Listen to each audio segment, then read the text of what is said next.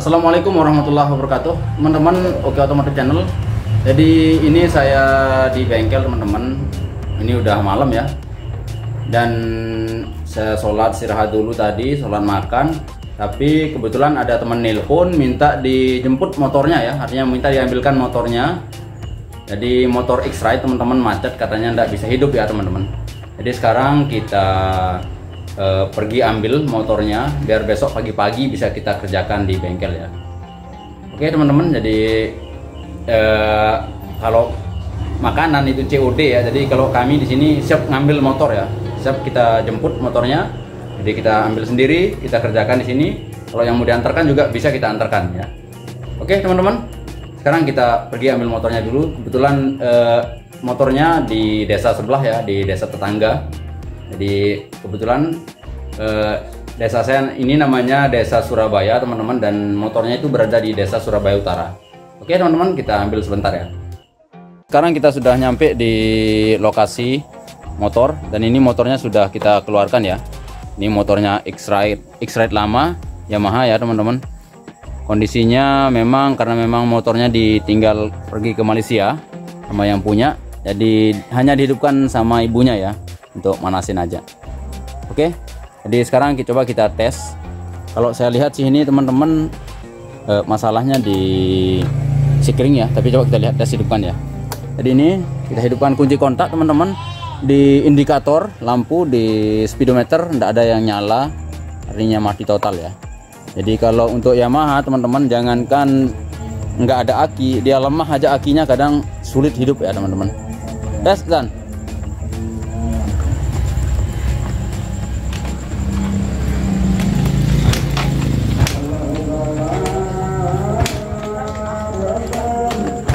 oke teman-teman, jadi nggak ada ciri-ciri kehidupan ya, nggak ada ciri-ciri kehidupan. Coba kita buka joknya Zan. Oke. Nah,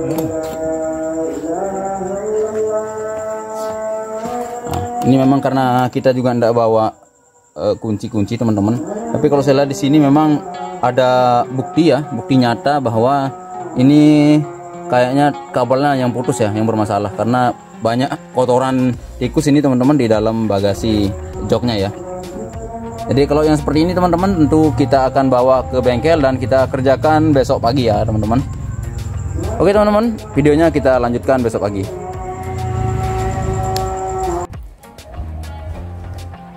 Baik teman-teman, ini kita sudah di pagi hari ya.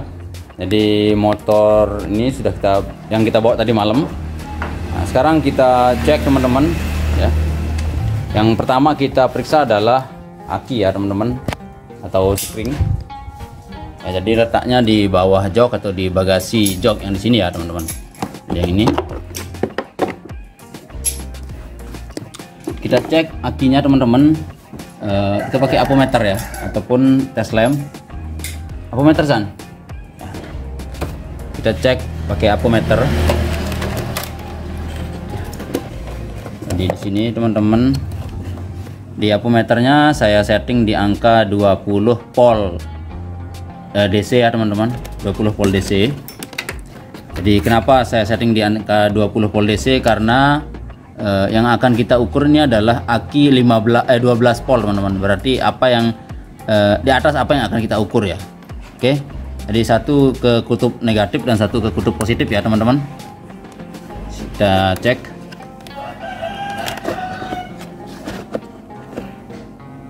Ya, di sini di angka 12,52 ya teman-teman untuk akinya.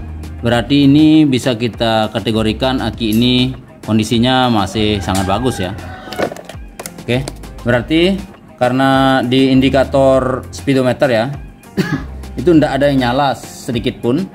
Ini kemungkinan perkiraan kami di sikring ya teman-teman. Oke, sekarang kita cek sikringnya. Cek San, kita buka sikring. Lihat kondisinya apakah masih bagus ya.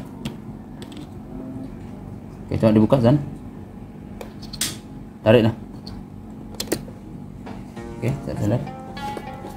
Oke teman-teman, kita lihat di sini ini menggunakan 15 ampere, sikring 15 ampere, dan ini putus teman-teman ya. Teman-teman bisa lihat di bagian tengahnya itu putus ya. Ini otomatis memutus arus dari aki ke kunci kontak teman-teman ya. Jadi kalau aki dari arus yang dari kunci kontak dari aki ke kunci kontak terputus, maka semua pasokan listriknya juga terputus ya teman-teman. Oke, jadi kalau yang seperti ini tinggal kita ganti. Sebelum kita cek lebih lanjut ya penyebab putusnya ini, biasanya ini penyebabnya adalah konslet ya teman-teman, tapi kita cek dulu menggunakan sikring ya, sikring cadangan juga biasanya ada. Oh ya, ini ada teman-teman sikring cadangan di motornya ya. Ini juga udah jelek sekali ya teman-teman, udah keriput ya ini. Waduh, kayak nenek-nenek ini teman-teman. Kita carikan aja yang lain ya.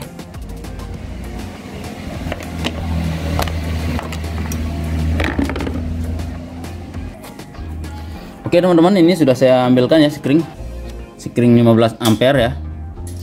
Jadi teman-teman bisa perhatikan di bagian tengahnya itu masih tersambung ya teman-teman. Oke, Zan, pasang Zan, tes Zan.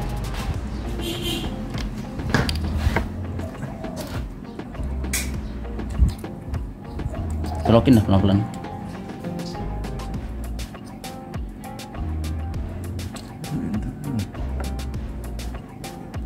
Jadi untuk standar teman-teman, sikring yang dipakai itu adalah 15 ampere ya. Coba hidupkan kunci kontak Zan.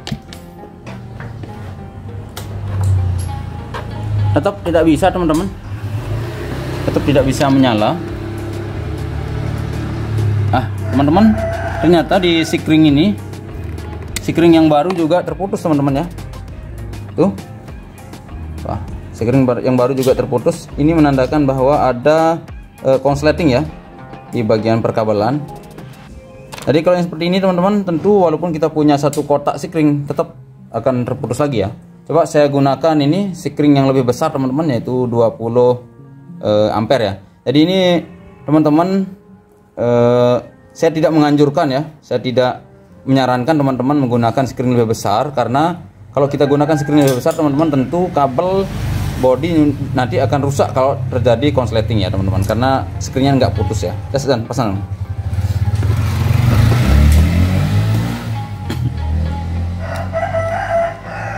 Oke, kita tes di depan kunci kontak kan.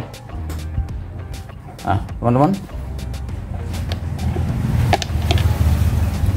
ini tidak putus ya, nggak putus teman-teman. Coba kita lihat di bagian speedometer teman-teman, tidak menyala.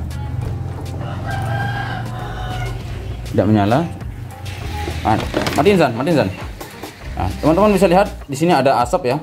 Ini bukan sulap teman-teman, tapi ini konsleting ya.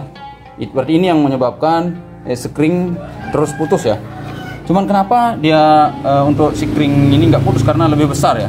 Makanya ini bahaya kalau teman-teman misalnya menggunakan sikring yang lebih besar, misalnya dengan tujuan biar nggak putus, itu salah besar ya teman-teman. Bisa merusak kabel body ya. Oke, jadi sekarang kita bongkar saja di bagian box, bagian cover body bagian kanan ya teman-teman, yang belakang. Saya curiga di sini bekas tikus ya, bekas tikus, jadi mungkin konsleting ke masa atau ke body motor. Oke, buka dulu Zan, box bagian kanan. Baik teman-teman, untuk cover body belakang samping kanan sudah kita buka ya. Dan di sini benar sekali teman-teman, kabel yang ke lampu belakang ini bermasalah ya. Tuh teman-teman bisa lihat di sini bekas tikus ya. Jadi isolatornya sudah terkelupas. Ya, ini yang ke lampu belakang dan lampu rem ya teman-teman. Dan yang hitam ini adalah massa. Jadi ini yang bikin konsleting ya. Dan satu juga teman-teman di dekat ECU. Nah, ini teman-teman bisa lihat. Waduh, kotoran tikus banyak sekali teman-teman ya. Jadi ini kabel yang ke spool teman-teman yang bermasalah tuh, dan pulser teman-teman bisa lihat di sini kabel pulsernya juga terkelupas untuk isolatornya, dan kabel spool juga sama ya. Jadi di sini kita sambung ulang, kita perbaiki, kita ganti yang perlu kita ganti kabelnya. Jadi tidak kita ganti semua ya teman-teman, kita ganti mana yang rusak saja dan kita isolasi dengan bagus, baru kita tes lagi ya teman-teman. Untuk penyambungan teman-teman gampang sekali ya, tinggal diikuti aja. Andainya yang seperti ini, yang kabel yang ke spool ya.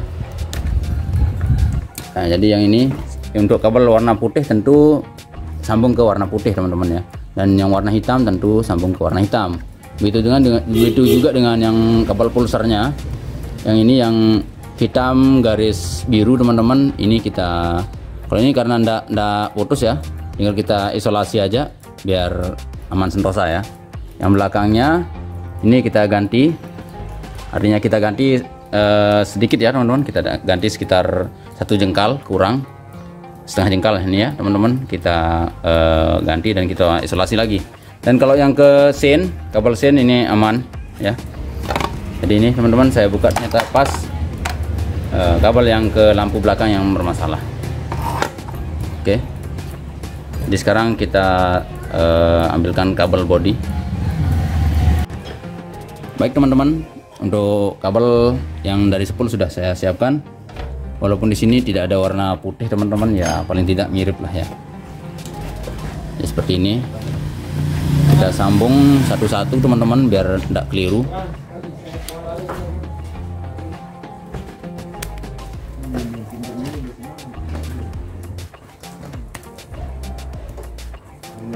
Ya. Jadi di sini saya gunakan isolasi bakar teman-teman.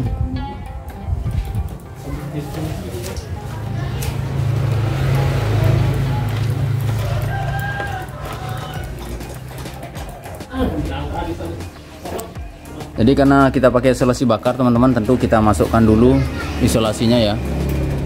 Seperti ini. Lalu kita sambung biasa aja teman-teman ya, nggak ada teknik-teknik khusus. Ini oke.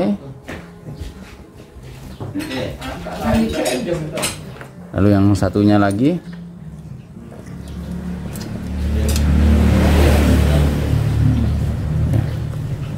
Ini sedikit sekali ya teman-teman, pendek sekali begitu maksud saya ya.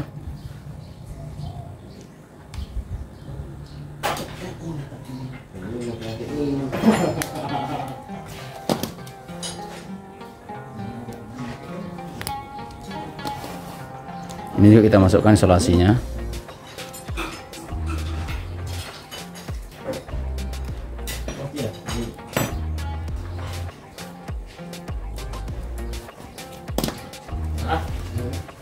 Kita potong ya, karena terlalu panjang.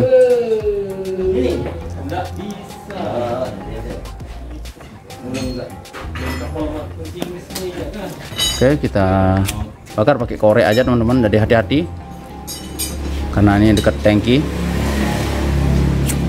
Kita anget lah gitu ya, bukan kita bakar sebenarnya ini teman-teman. Oke, lalu yang satu.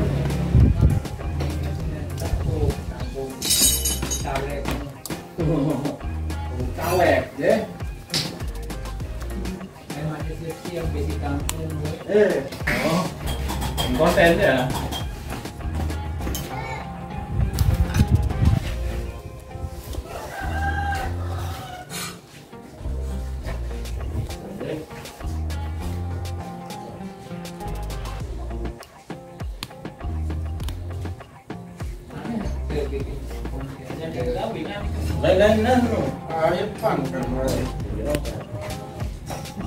Ini kita ganti teman-teman karena kabel yang akan kita pakai ini sudah gosong dikit ya teman-teman, jadi kita ganti pakai yang lebih bagus ya.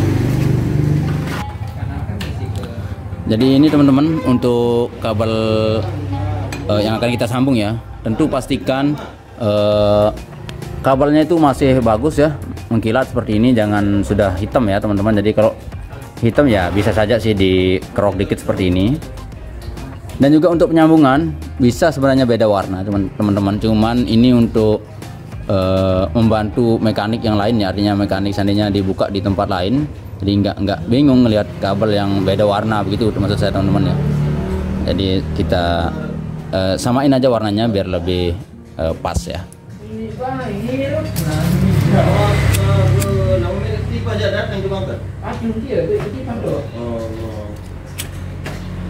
Oke.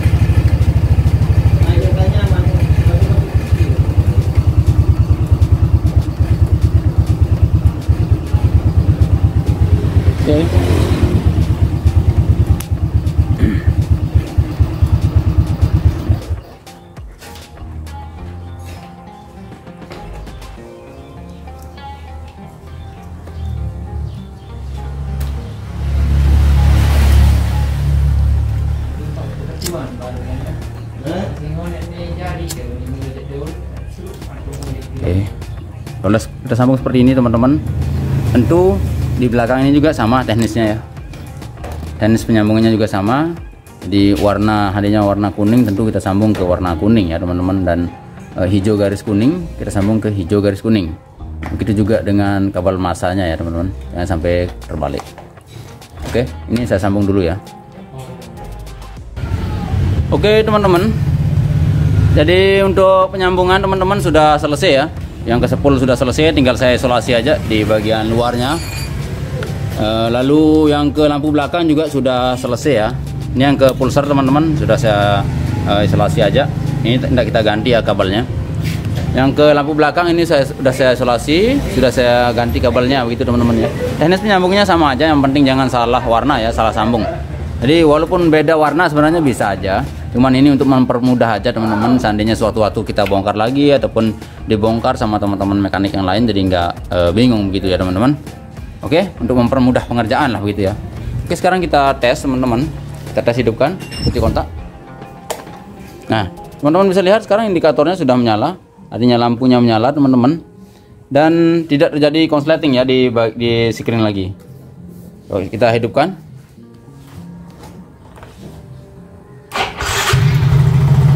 Teman-teman bisa lihat motornya langsung hidup dan nggak ada masalah lagi ya teman-teman di bagian perkabelan.